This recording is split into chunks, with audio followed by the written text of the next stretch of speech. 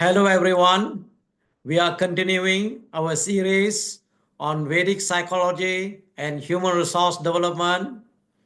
In the previous session number 2, I have described Atman and the importance of Atman in the Vedic psychology. So if you are able to recall, I mentioned that the Atman or Atma is the true self, our real self.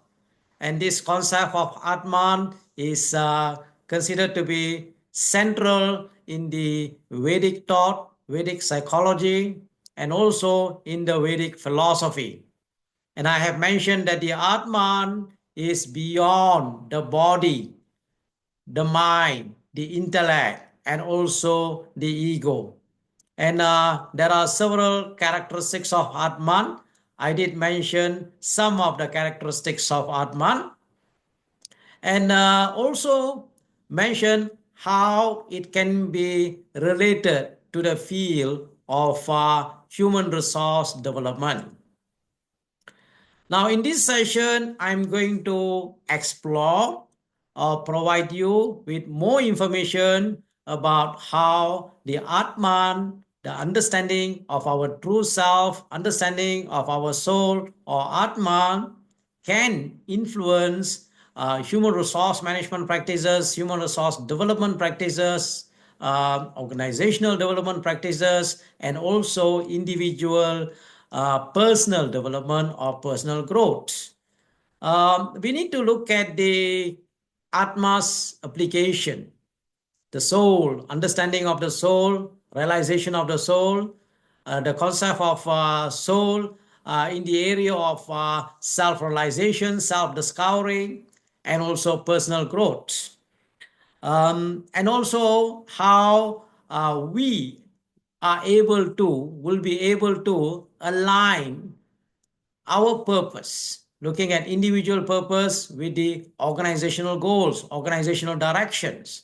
There must be an alignment. Without an alignment, if there is what we call misalignment, the goals of the organization, direction of the organization will be something else, whereas your goals, your values, your direction will be something else. There is misalignment. So there will be a conflict that can come in many forms.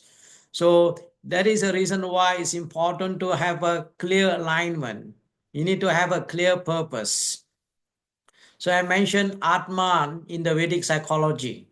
Okay, Atma represents our nature, true self beyond superficial identities. All the identities that we have with our name, where we come from, our organization, our place of stay, our race, our nationalities, religion, all these are superficial. Because this is very important for you to note. For the Atman, there is no such thing, no identification with any particular race, religion, ethnicity, or even country. Because Atma is beyond all these identification. There is Atma, there is Paramatma, there is individual soul, there is super soul. Okay, so Atma have no such identification. Only when we identify ourselves with the body, I can say I'm this, I am that. I'm coming from here, from this country. I follow a particular religion. So these are all bodily contexts. Okay, in the Atma, for the Atma, no such identification. So that is the reason why we say that the Atman represents our true self. And that realization of Atman or the soul leads to greater understanding of our purpose.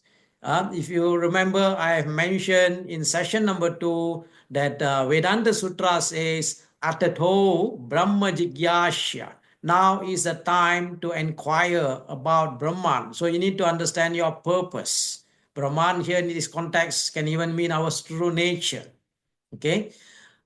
Now, individual who recognize or people who recognize Atma, who are able to realize the Atman that is within them, and also within all the living beings tend to live in alignment with their highest values and aspirations.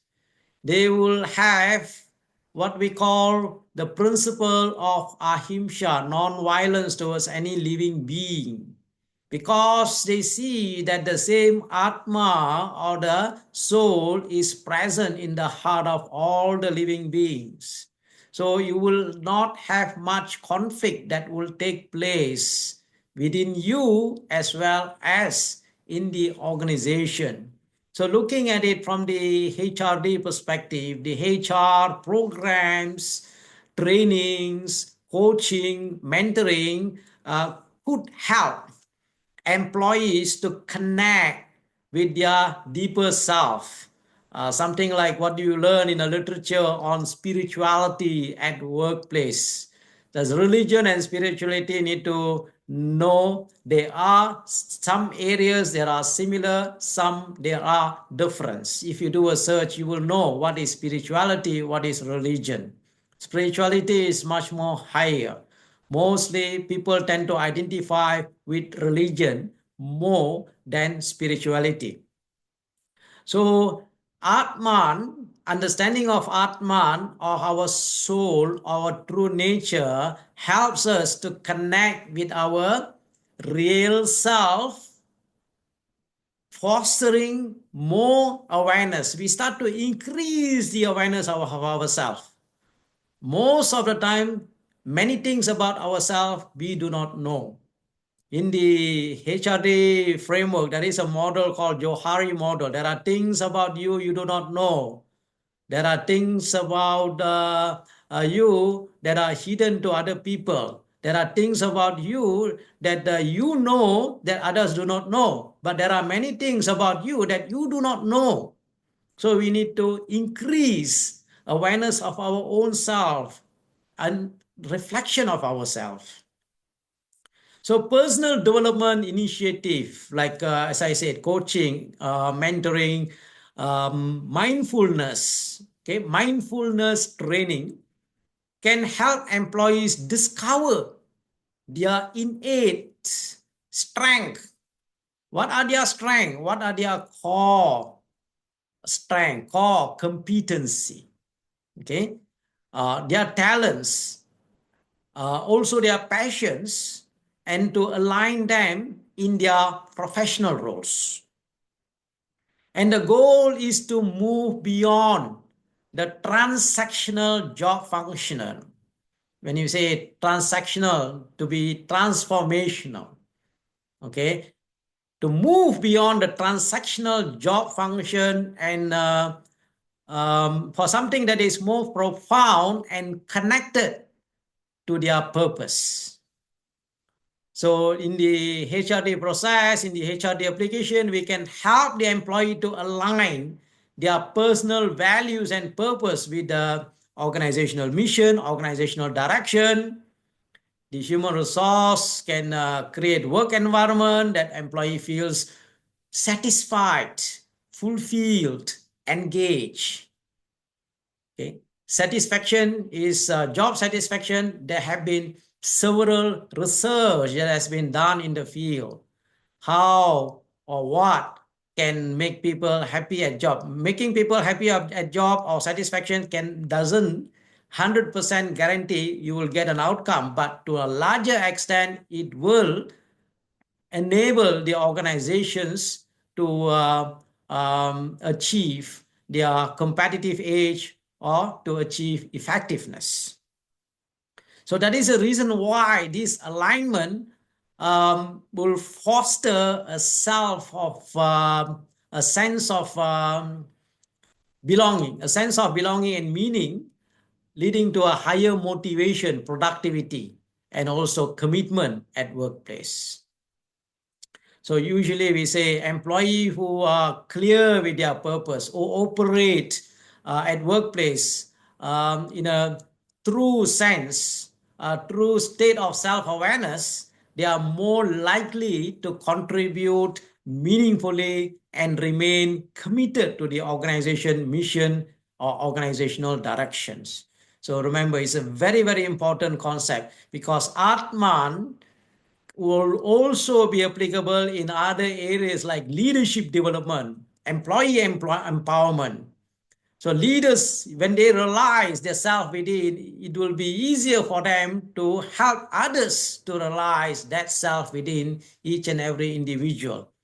So leaders who have realized Atman tend to exhibit qualities like authenticity, authentic leadership, wisdom, compassion, they tend to be more proactive. They are able to foresee things better. They are more in terms of stable in their emotion. They are less driven by ego, and they are more driven by sense and purpose.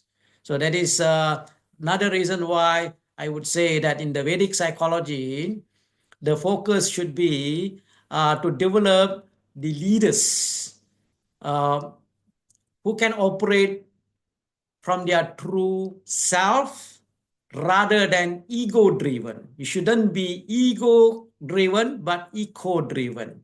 There's a difference between ego driven or ego system and ecosystem.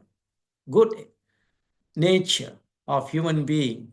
Okay. Daiva Asura, two different. One is egoistic, the other one is more divine nature. Okay.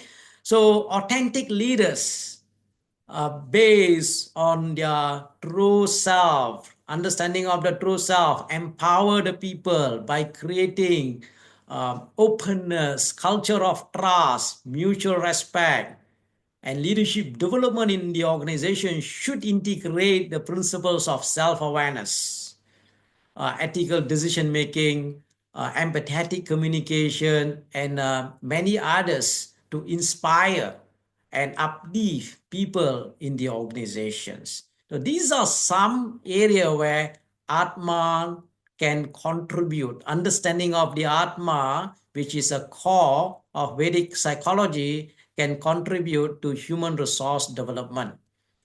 There will be few more on this concept of Atman, which I will be describing to you, explaining to you in the next session. All right. Thank you, everyone.